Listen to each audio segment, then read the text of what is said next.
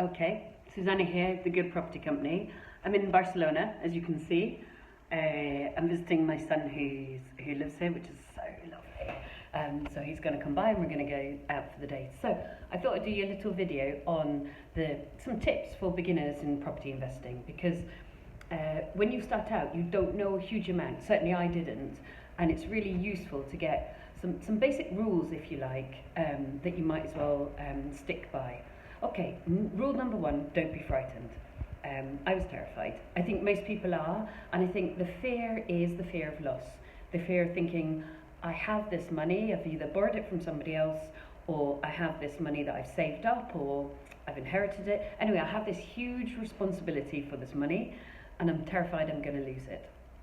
So take that fear away, because sometimes when people make decisions out of fear, they make poor decisions. So appreciate that the fear is there, and that fear is there really to keep you safe. Great. Now set it to one side.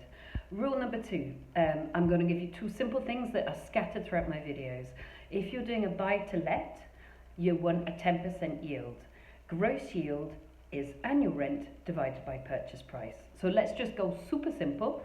Let's say your annual rent is £10,000 and your purchase price is £100,000. And it doesn't matter what the refurb is, I'm just interested in total gross yield. Annual rent is 10,000 divided by the purchase price of 100,000, which is, as a percentage, which is 10%. Tick.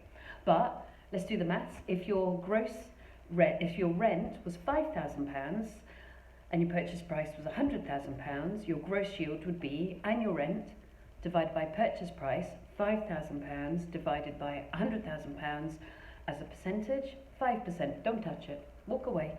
Don't mind that the estate agents are telling you that that's a good average yield. That is for the average investor, but you're not going to be the average investor, and you're not going to get anywhere fast with a 5% yield. It's just honestly, just walk away and just go, thank you very much.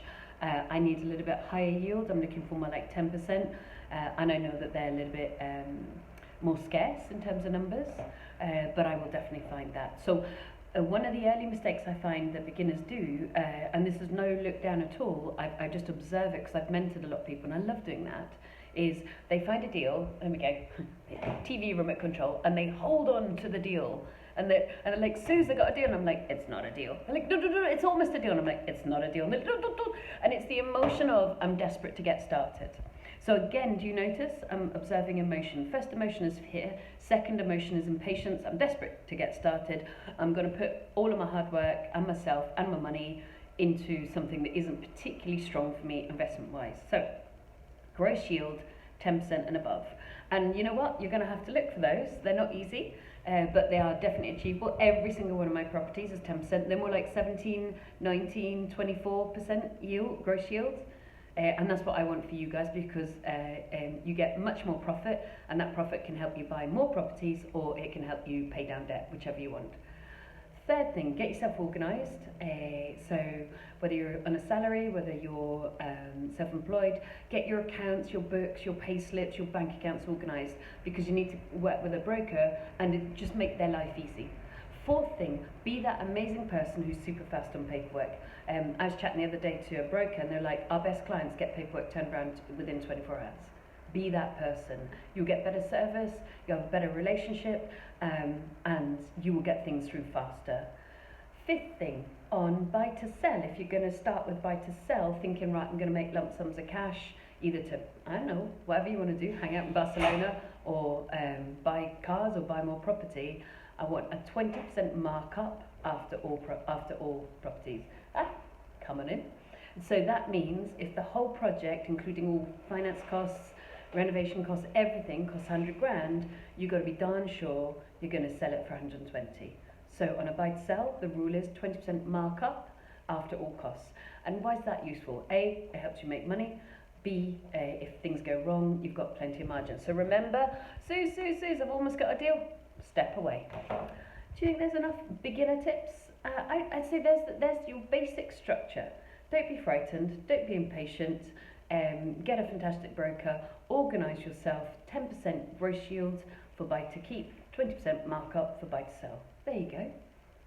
You can't go far wrong if you do that stuff. Oh, and finally, buy discounted. Never buy at value. You always have your profit when you buy, okay? And we've got tons of information on that for you. So, a couple of things for you to do now. First step, subscribe to the YouTube channels. We've got lots of them. We pretty much publish them daily. So click on the subscribe button just now. Second step, hop over to our website. It's thegoodpropertycompany.co.uk. That's thegoodpropertycompany.co.uk. We've got free stuff for you to download. We've got fantastic resources for you to download. We've got online education for you to download.